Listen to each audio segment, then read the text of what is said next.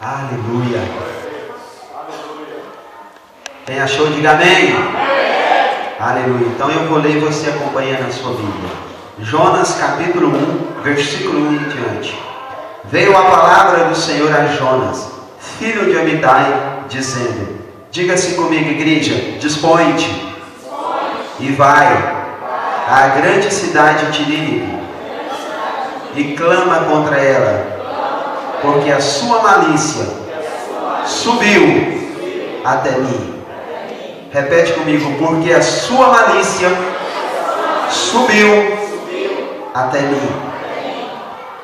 Diga ainda: Jonas se dispôs, mas para fugir da presença do Senhor. Amém. Precisa de acompanhar, meu irmão. Para Tarsis, e tendo descido a Jope, achou o navio que ia para Tarsis. Pagou, pois, a sua passagem e embarcou nele para ir com eles para Tarsis, para longe da presença do Senhor. Amém? Passa mais uma folha e vai para o capítulo 3. Amém. Capítulo 3, amém? Eu vou ler e você acompanha comigo desde o versículo 1. Veio a palavra do Senhor segunda vez a Jonas, dizendo: dispõe-te e vai à grande cidade de Nínive e proclama contra ela a mensagem que eu te digo. Levantou-se, pois, Jonas e foi a Nínive, segundo a palavra do Senhor. Ora, Nínive era cidade muito importante diante de Deus, e de 3 dias para percorrê-la. Começou Jonas a percorrer a cidade, caminho de um dia, e pregava e dizia: ainda 40 dias e Nínive será subvertida. Os ninivitas creram em Deus e proclamaram um jejum, e vestiram-se de pano de saco, desde o maior até o menor. Chegou esta notícia ao rei de Nínive. Ele se levantou do trono, tirou de si as vestes reais, cobriu-se de pano de saco e assentou-se sobre cinza, e fez-se proclamar e divulgar em Nínive, por mandato do rei e seus grandes: nem homens, nem animais, nem bois, nem ovelhas provem coisa alguma, nem os levem ao pasto, nem bebam água, mas sejam cobertos de pano de saco, tanto os homens como os animais, e clamarão fortemente a Deus, e se converterão, cada um do seu mau caminho e da violência que há nas suas mãos. Quem sabe se voltará a Deus e se arrependerá e se apartará do furor da sua ira, de sorte que não pereçamos. Diga-se comigo: viu Deus o que fizeram, como se converteram do seu mau caminho, e Deus se arrependeu do mal que tinha lhes dito lhes faria, e não o fez. Amém? Feche os seus olhos mais uma vez. Pai amado, Pai querido, para mim, ó Deus, é um privilégio, uma honra, ó Deus, estar diante do Senhor para proclamar a Tua palavra à Tua igreja. Sei, ó Deus, da responsabilidade que me cabe. Por isso, meu Deus, em nome de Jesus, eu me entrego agora em espírito, alma e corpo ao Senhor. Usa-me conforme o conselho da Tua vontade, a minha vida, para falar, ó Deus, com a Tua igreja. E que cada um neste lugar esteja sedento e atento para ouvir a Tua voz. Em nome de Jesus, eu declaro este prédio agora coberto com o sangue de Jesus, um círculo de fogo em volta dele. Está proibido toda ação diabólica contra nós, todo espírito que rouba está proibido de agir neste lugar, em nome de Jesus. Se você crê e quer receber de Deus, diga amém. Amém. Aleluia. Amém, amados? Nós vimos aqui a história de Jonas.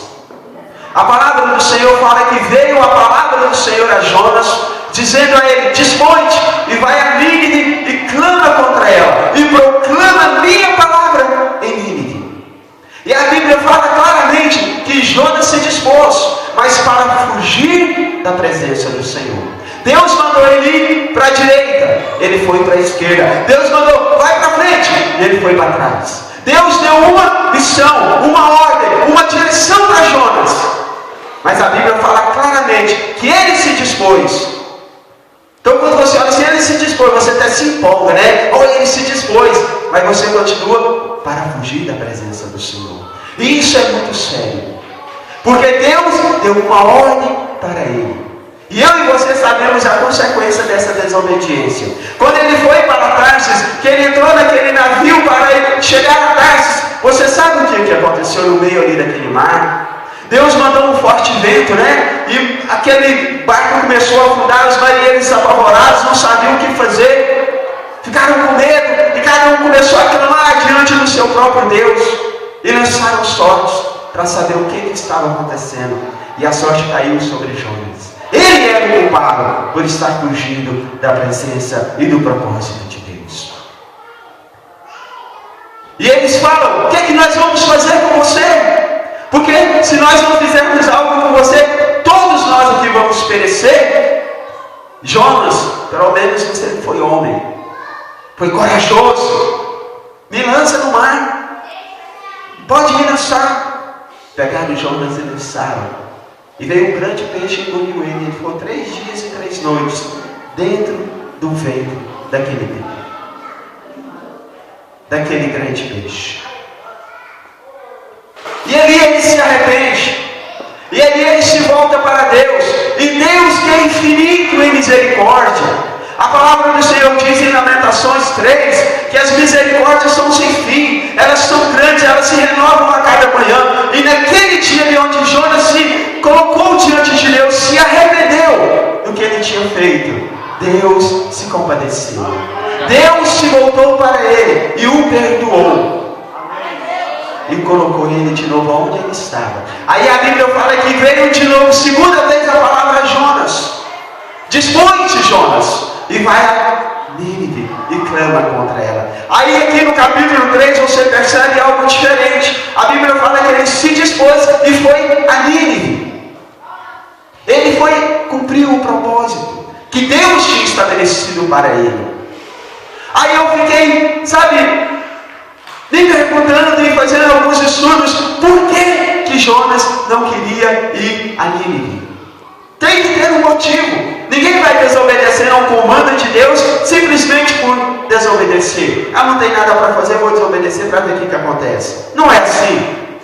Gera uma situação, um medo, talvez ele estava com medo, talvez ele, não sei o que ele sentiu no coração, mas quando você olha para a história, e você começa a entender um pouquinho daquilo que ele sentiu, você começa a pensar de modo diferente. Nínive, ela estava debaixo do domínio da Síria, e por muito tempo, Israel estava cativeiro a Nínive.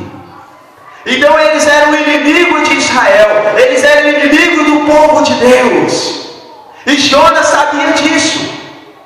E não só isso, não é porque eles eram apenas inimigos, mas eles eram homens maus. Nínive era uma cidade corrupta, e você olha aqui no capítulo 1 de Jonas, a Bíblia fala claramente, olha o que fala aqui. Veio a palavra do Senhor a Jonas, filho de Amitai, dizendo: dispõe-te e vai à grande cidade de Nínive e clama contra ela, porque a sua malícia subiu até mim. A malícia daquele povo era tão grande que chegou diante de Deus, incomodou a Deus. E você começa a estudar lá em Nínive. Os moradores de Nínive eram um povo idólatra, era um povo corrupto. Eles ofereciam seus próprios filhos aos demônios como sacrifício. Era um povo que matava sem dó.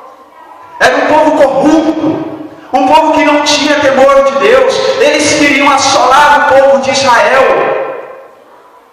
Era um povo terrível. E tudo aquilo que eles fizeram, tudo aquilo que eles provocavam, a malícia deles subiu até Deus. Deus se preocupou com aquilo. Era um povo terrível. E Deus pega Jonas e fala: vai lá, você tem que ir lá. Vai lá e clama contra aquele povo. Clama contra aquela cidade. Porque se eles não mudarem, eu vou destruí-los. Irmãos, será que é fácil para Jonas se dispor a ir lá e enfrentar o seu inimigo? Falar: olha, se vocês não mudarem, vocês vão perecer, vocês vão ser destruídos.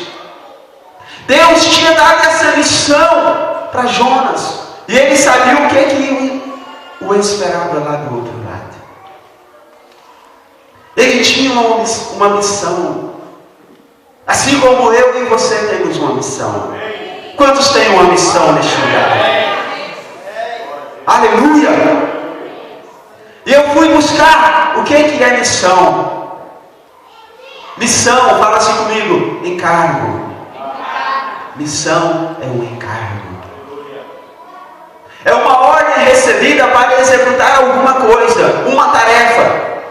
Então, se você é funcionário, o seu patrão fala, olha, você vai lá no fulano de tal e entrega esse copo para ele. O seu patrão te deu um encargo, uma tarefa. Ele te deu uma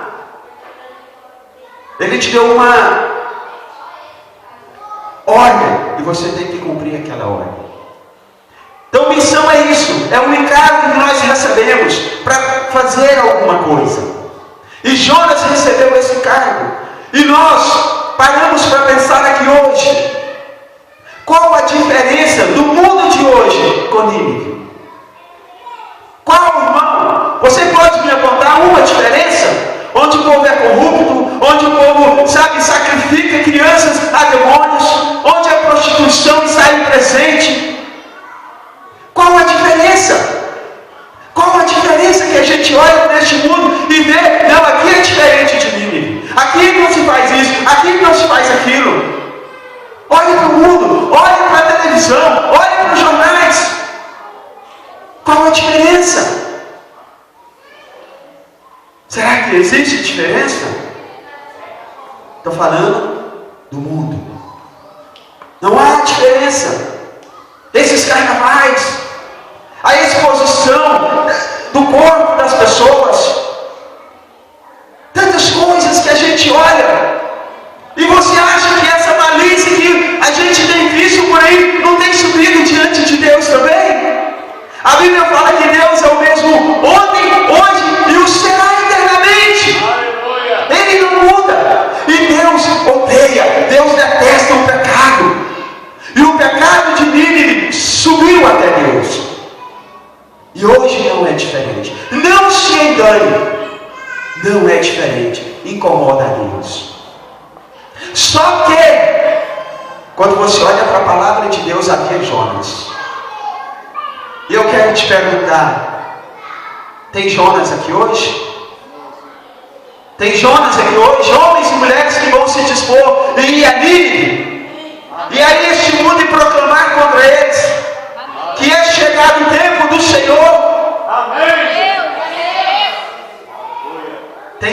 Tem Jonas aqui? Cadê? Eu estou vendo muitos Jonas aqui. Eu estou vendo muitas Jonas aqui também. Qual que é o feminino de Jonas? Joana. Hã? Joanas? Joanas. Cadê? Tem alguma Joana aqui?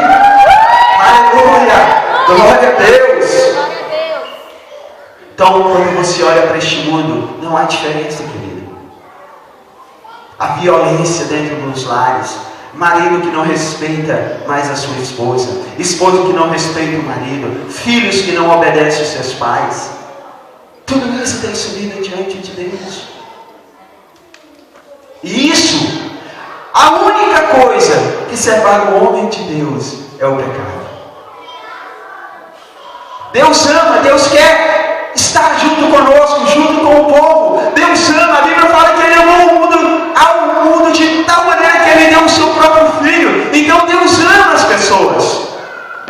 Deus quer ter comunhão com o povo, comigo e com você, e com aqueles que estão lá no mundo. Mas o pecado faz separação. Assim como os ninivitas. Hoje nós temos o privilégio de estarmos aqui. Aqui você pode se ajoelhar. Você pode até espendurar nesses ferros aqui e adorar a Deus. Você pode plantar bananeira. Você pode vir aqui. Você pode tocar. Você pode pular, dançar, correr. Você é livre. Você está na casa do seu Pai. Sabe, querido, mas se você pegar o seu carro, a sua moto, ou ir de ônibus, ou a pé, do jeito que você quiser, você passa aí, os bares estão assim agora. As boates estão assim agora. Os prostíbulos estão assim agora, estão cheios. E aí? E aí, igreja? E nós? É bom estar aqui. Glória a Deus. Porque a graça de Deus nos alcançou. Sabe por quê? Alguém se dispôs, assim como Jonas se dispôs a ir falar o Evangelho para mim e para você. Talvez alguém não falou diretamente, mas alguém orou, alguém pagou um preço por mim e por você. Por isso hoje nós estamos aqui. Algum Jonas ou alguma Joana se levantou diante de Deus, obedeceu a palavra do Senhor, cumpriu a sua missão. Por isso nós estamos aqui hoje. Mas e aí? E eles que estão lá? E eles que estão lá? Aí você olha para mim e fala: Lírio, foi com ele, foi Jonas, eu não tenho nada com isso. Ó, eu não me preocupo. Quantos creem na palavra de Deus? Aleluia. Você e eu temos uma missão a cumprir. Foi nos dado uma missão. Foi te dado uma missão. E você precisa cumprir essa missão. Por isso o tema dessa conferência é Missões, uma paixão por almas. Porque sobre mim e sobre você há uma missão a ser cumprida. E a palavra do Senhor diz lá no Evangelho de Marcos, no capítulo 16: ide por todo o mundo e pregai o Evangelho a toda criatura. Quem crê e for batizado será salvo. Quem não crê já está condenado. E essa palavra é para mim e para você. Ide por todo o mundo. Essa é a minha missão. E essa é a sua missão também. Amém. Quantos têm uma missão aqui neste lugar? Amém. Glória a Deus. Mas voltando um pouquinho para Jonas, eu fiquei pensando, fazendo um paralelo entre ele e nós, entre Nínive e o mundo de hoje. Por que Jonas não queria ir lá? Será que ele estava com medo? Será que era toda essa situação que eu acabei de te dizer? Por aquele povo ser corrupto? Eu penso também que Jonas ali, o desejo dele como um homem natural, ele queria exercer ali, era juízo sobre aquele povo. Esse povo corrupto, que pega os seus filhos e faz em sacrifício a demônios. Esse povo idólatra, que adora qualquer tipo de coisa, adora pedra, adora o sol, adora a lua, adora o mar, adora os animais. Eu quero que esse povo, olha, morra, que o juízo de Deus venha sobre eles. Este povo que se levantou como inimigo de Israel, que se exploda para lá. Será que ele pensou isso? Será que ele queria exercer ali, era juízo? Sabe quando a gente olha as pessoas lá no bar, aí nós passamos com a nossa bebinha bonitinha debaixo do braço: eu sou salvo, eu vou para o céu, glória a Deus, aleluia. Porque lá não quer nada com Deus não, vai para o inferno mesmo, vai queimar no quinto dos infernos. Sabe quando a gente pensa isso? Nós estamos exercendo juízo e não misericórdia. E não misericórdia. Misericórdia é estender as mãos para aquele que está perdido. A Bíblia, no Evangelho de João, no capítulo 3, tem um dos versículos mais conhecidos no planeta Terra sobre os cristãos. Se eu perguntar aqui, muitos vão saber de cor. João 3,16. E tem que saber mesmo, porque ele é o texto que o crente tem que saber. Se você não sabe, decora ele. Quem sabe João 3,16? Vamos falar ele. Porque Deus amou o mundo. Peraí. Vou corrigir os irmãos aqui. Deus não amou o mundo. Fala assim comigo. Deus amou ao mundo de tal maneira que deu o seu Filho unigênito, para que todo que nele crê não pereça, mas tenha a vida eterna. Sabe por que eu corrigi os irmãos? Porque Deus, lá nas epístolas de João, fala assim: não ameis o mundo, nem as coisas que há no mundo. Porque todo aquele que amar o mundo, o amor do Pai não está nele. Então, Deus não amou o mundo, Deus amou ao mundo. Amém? João 3,16. E agora o 17.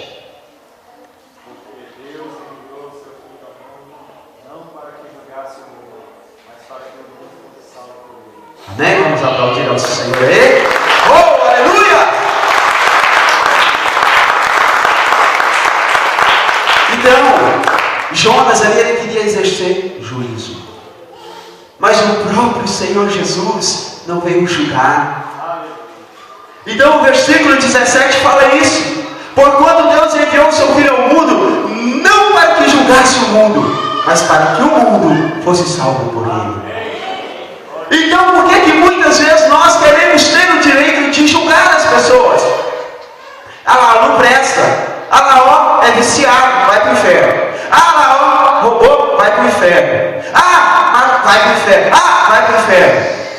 Então nós somos mestres em julgar. E a Bíblia fala, não julgueis, para que não sejais julgados. Porquanto Deus amou o mundo, enviou o seu Filho, não para julgar. Jesus não veio me julgar nem julgar você, porque se fosse, irmão, nós já estávamos culminados. Nós não estaríamos aqui. A condenação já estava sobre nós, o decreto de morte já estava sobre nós, e graças a Deus, fala assim comigo, graças a Deus, Jesus veio me salvar e não me julgar. Ele não veio te julgar. E por que muitas vezes nós queremos julgar o mundo, as pessoas? Então eu penso que Jonas, ele queria julgar, ele não queria exercer misericórdia. Mas o plano de Deus é salvar. O propósito de Deus é libertar. Na hora do louvor, o pastor Jané Carlos citou um versículo aqui de Colossenses que eu acho fantástico. Porque Deus nos libertou do império das trevas e nos transportou para o reino do Filho do seu amor.